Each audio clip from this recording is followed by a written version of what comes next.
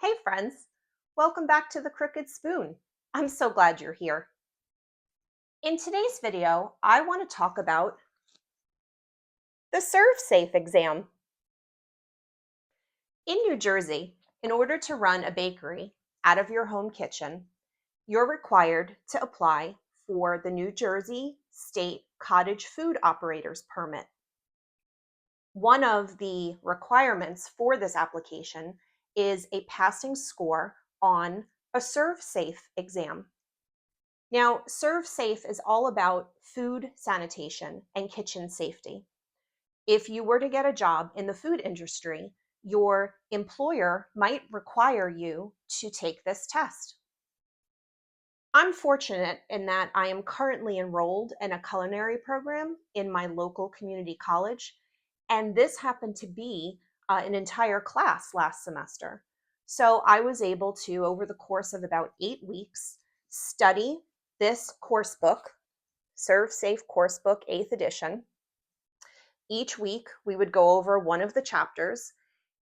And at the end of the semester, much like classes would have a final, our final was actually taking the ServSafe exam in order to get our certification. We had to go into the class and they had a Scantron form, you know, the kind where you use a number 2 pencil and have to fill in the multiple choice answers. There were between 80 and 100 questions, and passing score needed to be 80%. So what I'd like to talk to you today in this video is I want to go over some of the chapters in the book. I'd like to talk about some of the key features that I noticed on the exam. I'll show you places and resources where you can study for the exam as well as take the exam.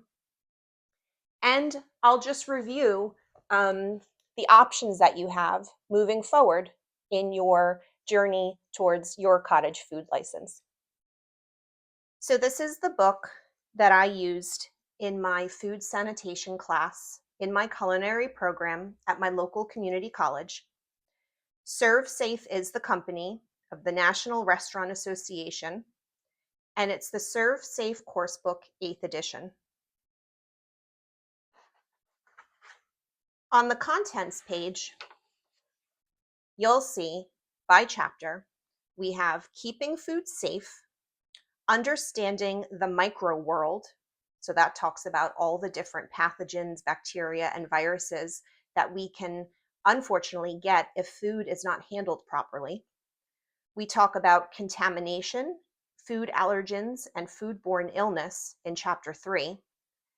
In chapter 4, we talk about the safe food handler. So that has to do with personal hygiene.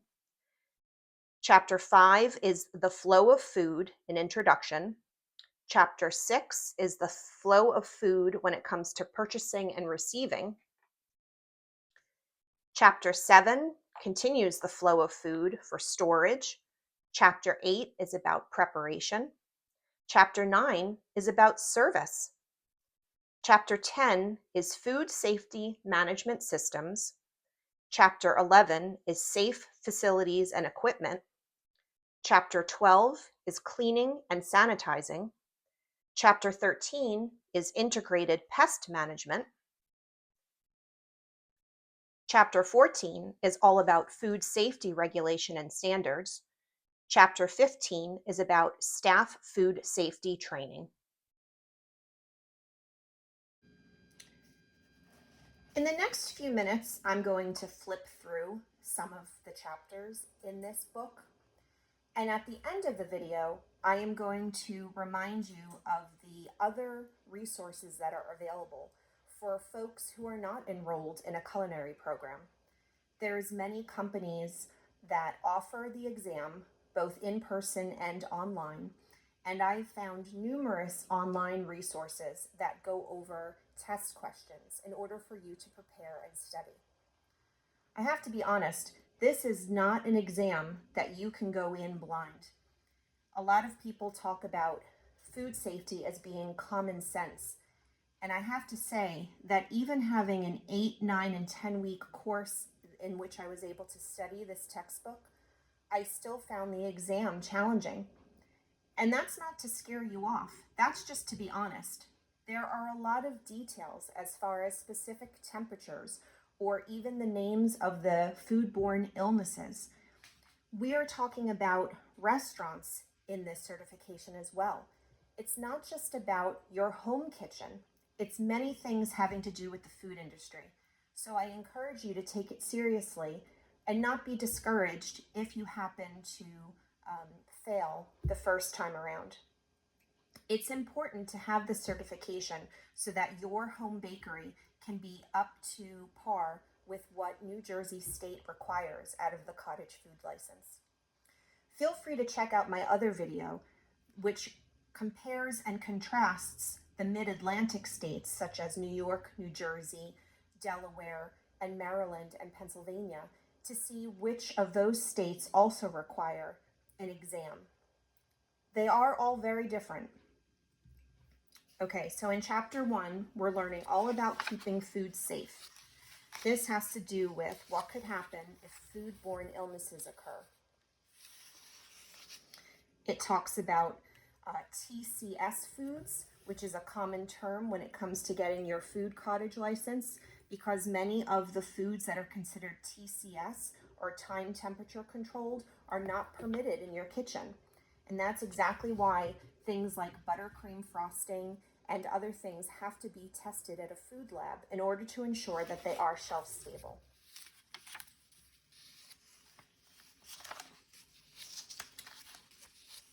Each chapter has discussion questions at the end, as well as study questions. And I will include in my video notes below those resources that I have found online that also show study questions, various YouTube channels and other websites where you can review before you go in to take the exam. Chapter 2 is understanding the micro world, and this goes into details such as specific bacterias that can be found in all food types. These were questions on the exam.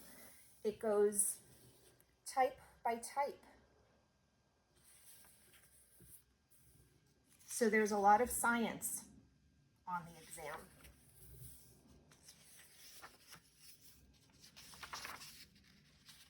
Knowing the difference between a virus versus a bacteria. Foodborne parasites. There is a lot to talk about.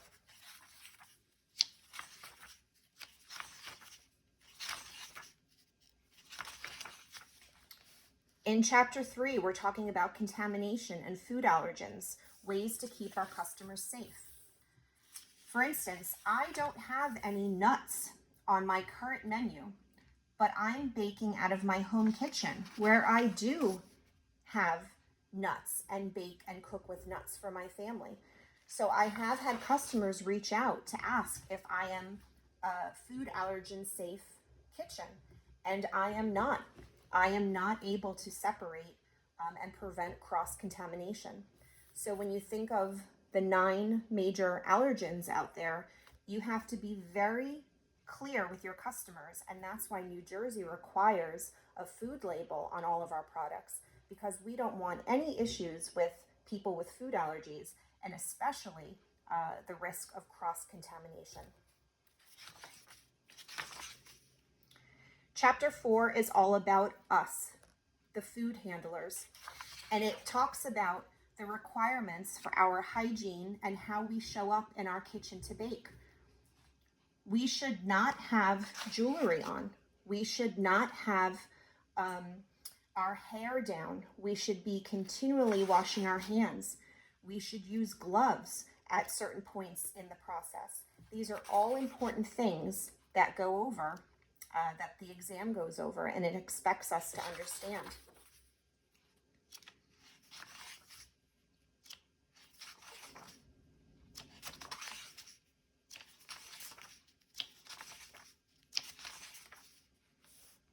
The next few chapters talk about the flow of food, and this is very relevant to when we're ordering food from maybe a company like Aramark, if you're running a kitchen in a facility. Most of us as home bakers are going to the markets and stores ourselves, but it's very important that we maintain the flow of food. At every point along the flow of food, that we are maintaining the correct temperatures and we are aware of the quality of the food.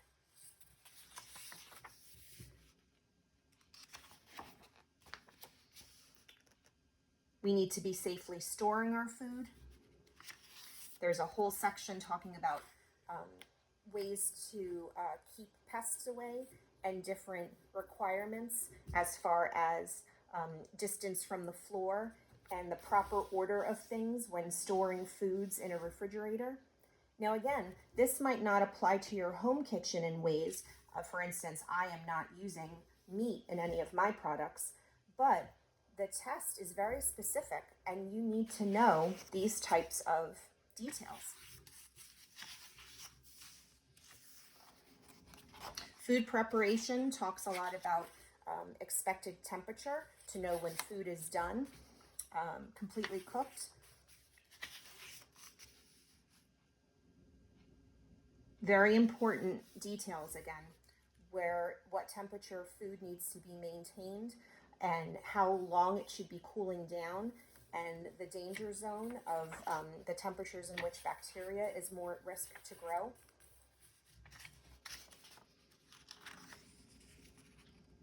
There's service guidelines, so if you've worked in the food industry, this might be very familiar to you, but if you have not and you are perhaps running a farmer's market or a stand on your property, it's very important that you're aware of what's required when handling things in your kitchen and the final products. And every state is different. New Jersey laws are very different than Pennsylvania laws.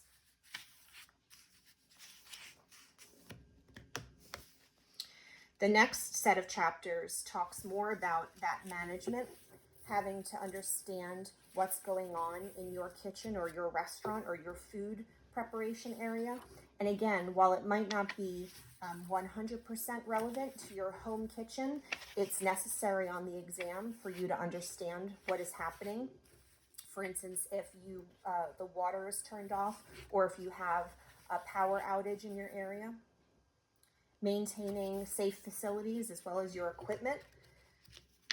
You can see by now how detailed this exam is. It goes into many, many areas of the food industry and food sanitation and safety. Dishwashing is very important. The minimum temperatures, it talks about sanitation requirements for all of our equipment and our gear. I like to call it our hardware.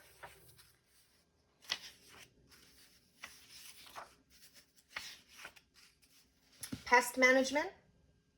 What happens if you notice insects or rodents in your kitchen? And again, they will talk about this on the test, whether it's a restaurant, a cafe, a kitchen where you rent space to bake or cook, or your home kitchen.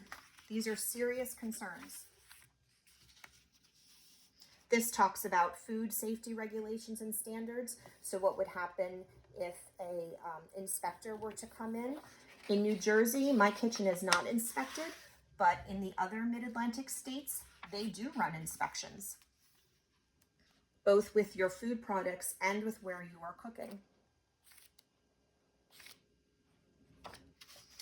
And then finally, staff food safety training. In New Jersey, I am the only person who's on my permit to bake and cook in my kitchen. I am not able to have any other employees. But in other states, you are permitted to have that. And especially if you are working at a farmer's market and you have other people helping you out. They need to know all of these details as far as hygiene, controlling temperature, cleaning and sanitizing. It's your responsibility as the owner and primary baker to pass on this information. Thanks for following along, friends. Good luck on your ServSafe exam. Please like and subscribe. The Crooked Spoon.